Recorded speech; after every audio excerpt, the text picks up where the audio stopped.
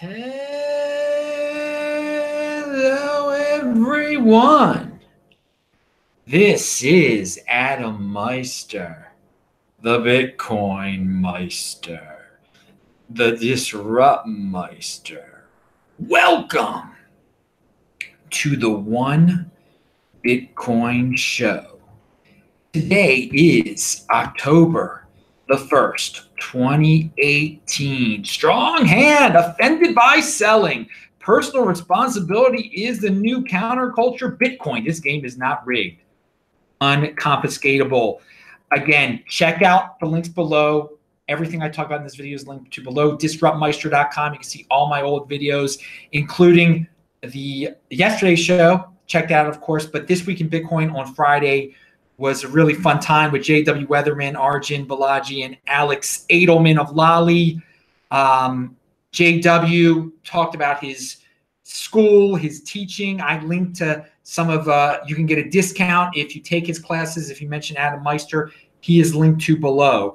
Next, this coming Friday, by the way, This Week in Bitcoin, I don't know what time we'll be on at yet. I know two of the guests, Must Stop Murad, who's been on this show before, who I'll talk about later in this show, and Zach Bowl, who's been on the This Week in Bitcoin show a few times, will be on Friday. So I'm giving you a preview 5 days in advance. It's only Monday here. So again, let's start out by talking about how Bitcoin, it can protect you against false accusations.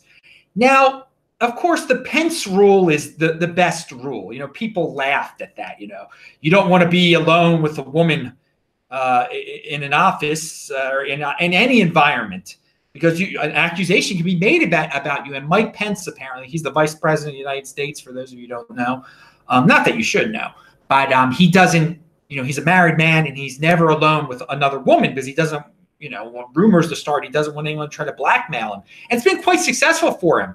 Well, not everyone can do that. I mean, that's a very hard thing to do. Like, you know, rejecting being in rooms alone with women. It's hard. When you're in a corporation, you can't do that. So what I would advise for people who can't, what I advise is for everyone. Bitcoin protects you against those false accusations, because once you get those false accusations, and if you're successful in life, and you're in the corporate or political world, there's a high likelihood you're going to get some false accusations, because right now in the environment we're living in these modern times, false accusations are rewarded. There's no penalty for lying. I mean, why not just lie? Why not just lie and create false? I mean, if you're an immoral person, which it seems like most people are, again, I hope you're a moral person, be it a male or female. You don't make up lies about people. But in this day and age, it seems like people, there's been a pattern. People have been successful with false accusations. They make money. They get settlements. So why not make up more false accusations against successful people? So with Bitcoin, they can't take that from you, okay? Someone makes up some lie about you. They want a settlement. You're like, yeah, go to heck, okay? You can't take anything from me because I have nothing. I just have this Bitcoin. Well, we'll track you down. You can't live in this country anymore. Okay, I'll go live in another country. And you just take your Bitcoin with you. So again, yeah, Bitcoin, I'm trying to relate it to the modern times here. It does protect you against false accusations, and you can start a whole new life. So I have most of my wealth in Bitcoin. I mean, I don't own a house anymore. I don't own anything. What do I own? It's an asset that, just Bitcoin, really. So yeah, people can make false accusations about. But again, if you work for yourself too, that gives you an advantage also. But again, most of you work in the corporate world. Most of you work in an environment where you have to worry about your reputation and someone can blackmail you, and you're in a bad situation. So get into Bitcoin, protect yourselves. All right, offended by selling. Yes, I am. Pound that freaking like button. So here is a Medium article. It gets a little complex here. I love this article, though, okay? It is called Bitcoin Market Value to Realized Value Ratio, Introducing Realized Cap to Bitcoin Market Cap Cycle Analysis.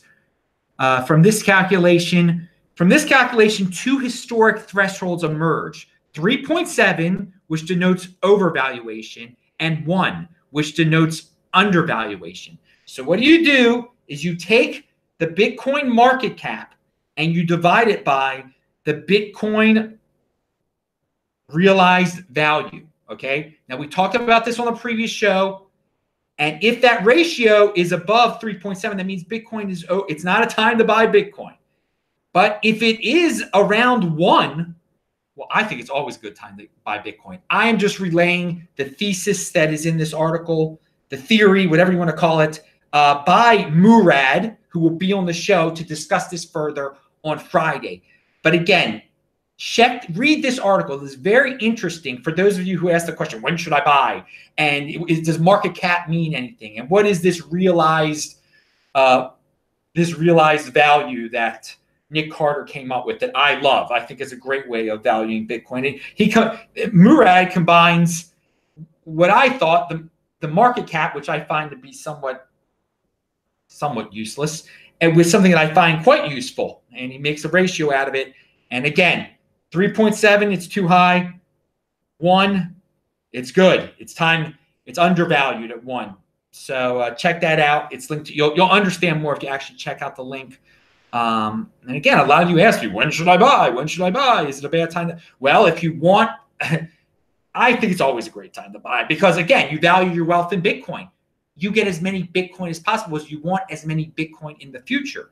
But here you go. If you, this is an interesting analysis of when to buy and what these, what market cap really is in relation to something that I think is a better measurement of Bitcoin. All right, a better metric. So out of New Zealand, I think some of you have heard this story about how it's probably not a good. I always say I don't understand how people keep Bitcoin on their phones. I think it's crazy. And here, even a small amount in this story, you might regret it. So I visited New Zealand before. I went through their customs, and what they were really paranoid about was bringing food in. I mean, you will get fined if you bring in food there because it's an island, and they don't want invasive species that come in and kill all their animals. Okay, that's fine. Now here you go. Go through this scenario in your head. Let's say you did bring in an apple, and they're like, ha. Well, now we have reason to search everything. We won't fine you for the apple, but we want to see everything on your phone. Well, now the rules, that's probable cause right there if you had an apple. So, I mean, they can make up any story, first of all. But here we go. Nowadays, we have everything on our phone. We've got all our personal life, all our doctor's records, our emails, absolutely everything on it. And customs can take that and keep it in New Zealand, we're talking about. It's the digital strip search. Officially, the Customs and Excise Act of 2018, which comes into effect today, October 1st, sets guidelines around how customs can carry out digital strip searches. Previously, customs could stop anyone at the border and demand to see their electronic devices. However, the law did not specify that people had to also provide a password. The updated law makes clear that travelers must provide access, whether that be a password, PIN code, or fingerprint. But officials would need to have a reasonable suspicion of wrongdoing. Well, there you go. How about if you had an apple? You're a criminal, okay? They can make up any reasonable suspicion of wrongdoing. So you don't want to get, again, the article is a very interesting one because they never mentioned Bitcoin in this article. Again, this article is not about Bitcoin at all. I'm just telling you, if you're going to New Zealand and you're not like 100% angel, which like none of us are, and you have Bitcoin on your phone and they find it, they are going to think you're a criminal. Because the article alluded to like drug dealers and there's new ways of criminals to sneak in. I don't know what terminology they use, but things the government wouldn't appreciate. So, hey, again, if you're going to bring your Bitcoin with you, into New Zealand. I mean, I don't think they're down with the Trezor yet. That's but I mean, I'm not going to give advice on bringing in in Bitcoin into New Zealand. You might want to just memorize your. I mean, if you're moving there, I mean, if you're just visiting, you don't need to have your Bitcoin with you. First of all, like when I go back to New Zealand, I'm bringing no Trezor or anything with me. Okay, but let's say you had to move to New Zealand, just your recovery seed. Write down your recovery seed in a lot of different places. That split up, or just memorize a couple of the words and write down a few of the words. Do some combo, and then buy a new storage device when you're in New Zealand. That's not hard to do. It's a modern country. Okay, enough about New Zealand and all this. My main point of sharing the story was for the people who keep large amounts of Bitcoin on their phones. Yeah, be careful when entering New Zealand. And who knows why. Again, I'm not saying the New Zealand government is doing this because of Bitcoin, but how about if one of those agents does know about it that stops you for your Apple? All right, here we go. This is a tweet from Crypto Man Ran. Let me read it first.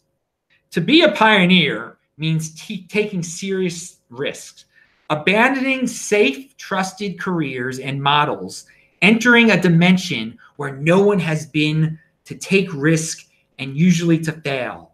It's risky. You give up comfort, security, and time. Do this today in the USA, chances are the SEC will come for you. Okay, so this South African Ran is talking about the United States cracking down on ICOs. And we all know Ran is a big fan of the ICOs. Whoa. But I disagree with him strongly on what he said here. You can be a pioneer in the new savings paradigm by switching your savings to Bitcoin, like I have, okay? That is risky. It is risky compared to what people have done in the past. I mean, just keeping it in your bank account. I mean, with all the pressure out there, oh, you're in the Bitcoin, you're not diversified into cash and stocks and bonds and this and that and the other. It is risky compared to what the majority is doing. So, Rand saying that there are no pioneers, that the United States it can't be filled with pioneers, that the United States is not letting people take risk anymore and just forcing people in the comfort zones. I disagree. We're savings pioneers here. We're on the cutting. I mean, it sounds boring to people. He's obviously got a different risk tolerance. He wants gambling. He wants ICO gambling. No. That's not pioneering. Okay. Again, it's somewhat of a risk to compared to traditional savings mechanisms to value your wealth in Bitcoin, to save with Bitcoin. Compared to what the mainstream is telling you to do. Okay. So you could be a saving pioneer. And what else do I have here? And the SEC can't do anything to stop you either, okay? That's the biggest point right there if you want to be a savings pioneer. So yes, just buying Bitcoin is totally pioneering in an environment where renegades are supposedly, buying stocks and everyone's been buying uranium and no. And IRAs. No, that's not a renegade. The renegades are the savers of Bitcoin, baby. Strong hand, long-term thinking. Pound that freaking like button. Value your wealth in Bitcoin. And again, I am TechBalt, TechBalt on Twitter. Follow me there, dudes. And on Steemit, I am Bitcoin Meister. What do we have? Oh, BitMEX Research publishes a new report analyzing the Ethereum holdings of the ICO projects. We establish that the ICOs have already, speaking of ICOs, have already sold almost as much US dollars worth of Ethereum as they initially raised. So they made up great. If these ICOs are valuing their wealth in fiat, they raised all this Ethereum for X amount of fiat, at a fiat value. And now they've sold enough Ethereum that they've recouped all their fiat. Okay? They've recouped everything, and they still have more Ethereum. They still have more. they can still play even more. So they've got a lot. You've got nothing from them. I mean, you've got no promise that they'll continue. Why should they continue? They're in a great financial situation. They still have crypto left, and they've sold most of their crypto, a lot of their Ethereum. So yeah, another reason why they don't have to produce anything is what this is basically saying here. And they're not about to dump. For those of you who care about Ethereum, there's no need for them to dump Ethereum now. There's no need for them. They can hang on to it even longer. Maybe they will produce something. I don't know. But there's no reason for them to dump any of their. What they should be doing is turning into Bitcoin and then just not producing anything they said they're going to produce. I mean, that's unethical totally. But if 90% of them are scams anyway. But again, they raised, let's say they raised $100,000 worth of Ethereum. Now they've sold $100,000 worth of Ethereum. So they have their $100,000. They still have Ethereum. All right. Oh, you're welcome, Bitcoin, though. But I'm just you should check out that link below. Bang that bell button if you need a reminder when we go live here. What is this? No, that's for Tuesday's show. Mike Cernovich. I have mentioned through the years now that Mike Cernovich, I don't agree with the guy on everything. He's a little, I probably don't agree with most of the stuff that I don't even watch him anymore. But he's been talking about Bitcoin for a long time. So love him or hate him, he has told people just to hold freaking Bitcoin. He said, he had his wife gave birth to a little girl 2 years ago or something like that. And that he immediately put away Bitcoin for her and just forgot about it. He put it in his safe deposit box, I think in a Trezor. Which, again, he might be the biggest jerk in the world, but, man, he valued his daughter. His daughter's going to be in great shape. I mean, he didn't say how much it was, but he purchased Bitcoin when it was quite inexpensive. I mean, it was below $700, if not even before. I mean, I don't know when he bought his first Bitcoin, but he's got a tweet out there today. Actually, it was a reply to something I was reading. He says, there are people who paid for their Bcash. So, I mean, he even understands that he got his Bcash for free. Why would anyone even pay for it? He's basically saying there are people who paid for their Bcash. I thought that was a pretty funny tweet there. I retweeted it. It got retweeted right away after that. So others also. So, yeah, just another reminder that even though there's some guys that appear to be jerks and you don't agree with them, he's been talking Bitcoin for a while. He's stuck with Bitcoin. He's clearly never tried to diversify in anything pretending to be Bitcoin. He understands that Bitcoin is the next Bitcoin. So good for him. And that was I thought that was a funny tweet. That's our tweet of the day, I guess. It was simple but effective there. Aaron Von Weirdum has another privacy article out there. For anyone interested in cryptocurrency privacy, this article on MimbleWimble, Grin, and Beam Privacy is a great overview of the MimbleWimble protocol and the two current MimbleWimble projects to watch. All right. I think that might be the end. I felt like I skipped. I hope I didn't skip anything here, people. I just always feel like I skipped. All right. That's the end of the darn show. I'm Adam Meister, the Bitcoin Meister, the Disrupt Meister. Remember to subscribe to this channel, like this video, share this video. Check out the link section below, of course, and click on those squares at the end that you're seeing right now. I'll say hi to everyone in the chat. Bye.